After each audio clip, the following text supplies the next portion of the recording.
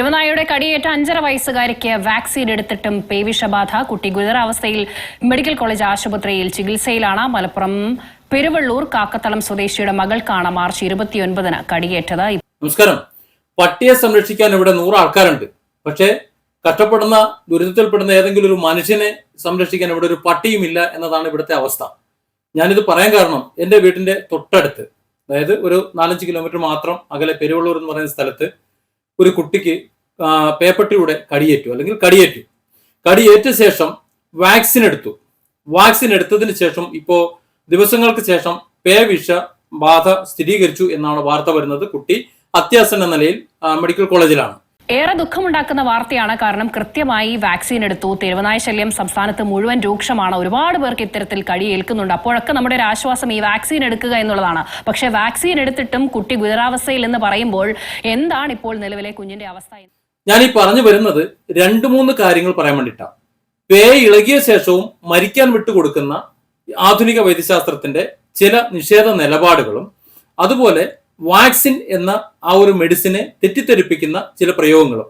ആദ്യം ഞാൻ ഈ വാക്സിന്റെ തെറ്റിദ്ധരിപ്പിക്കുന്ന കാര്യത്തെ ഒന്ന് പറയാം. അതിനുശേഷം മരണത്തിന് വിട്ടുകൊടുക്കുന്ന ആ കാര്യത്തെക്കുറിച്ചും പറയാം. ഈ രണ്ട് കേട്ട ശേഷം പ്രിയപ്പെട്ട സഹോദരങ്ങൾ, നിങ്ങൾ വിലയിരുത്ത്. നാളെ ഇതിന്റെ പേരിൽ എന്തൊക്കെ പുകലാണ് വരുന്നതെന്ന് അറിയാൻ വയ്യ. പക്ഷെ പറയേണ്ട കാര്യങ്ങൾ പറയണമല്ലോ, അതുകൊണ്ടാണ്. ഒന്നാമത്തെ കാര്യം വാക്സിനാണ്. വാക്സിൻ എന്നത് ഒരു രോഗത്തിന്റെയും മരുന്നല്ല എന്നതാണ് വസ്തുത.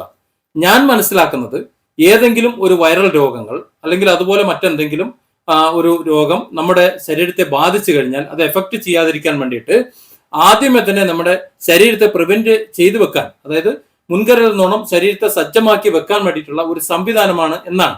പോളിയോ വാക്സിൻ കൊടുക്കുന്നത് പോളിയോ വരാനല്ല, പോളിയോ വരാതിരിക്കാനാണ്. പോളിയോ വൈറസുകൾ അല്ലെങ്കിൽ പോളിയോ രോഗം നമ്മുടെ ശരീരത്തെ ഗ്രസിക്കാൻ വരുന്ന സമയത്ത് നേരത്തെ തന്നെ വാക്സിനേറ്റഡ് ആയി നമ്മുടെ ശരീരം അതിനുള്ള പ്രതിരോധ ശേഷി ആർജിച്ചിരിക്കുമ്പോൾ പിന്നെ പോളിയോ വരില്ല.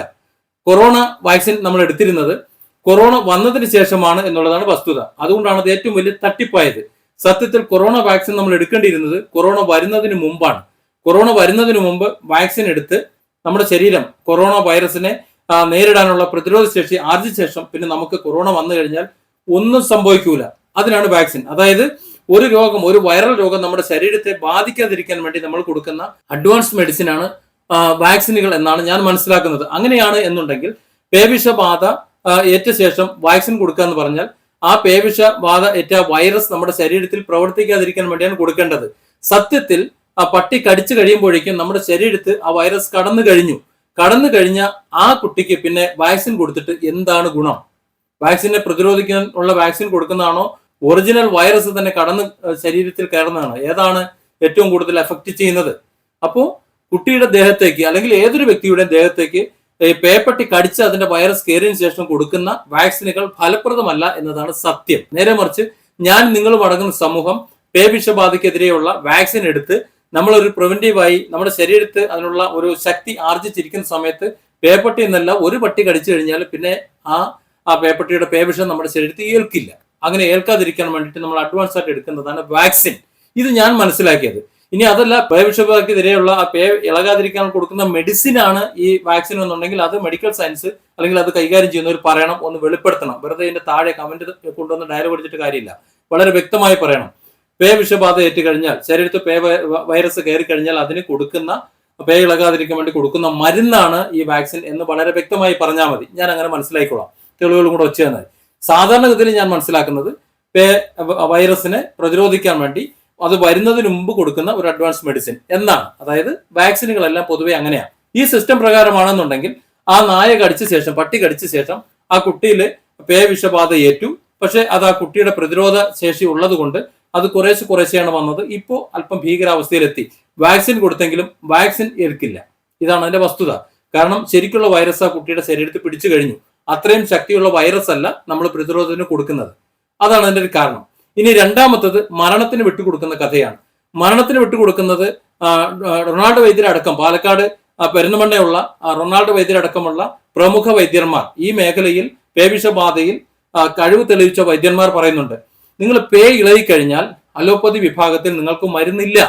അതായത് നായ്ക്കളെ പോലെ ഒരു വല്ലാത്തൊരു അവസ്ഥയിൽ, നുരയും പതയും ഒലിപ്പിച്ച ഒരു അവസ്ഥയിൽ ഏതൊരു വ്യക്തിയുമായി തീർന്നാൽ, പേ ഇളകിക്കഴിഞ്ഞാൽ പിന്നെ മരണത്തിന് വിട്ടുകൊടുക്കുക എന്നൊരൊറ്റ കാര്യം മാത്രമേ ഉള്ളൂ.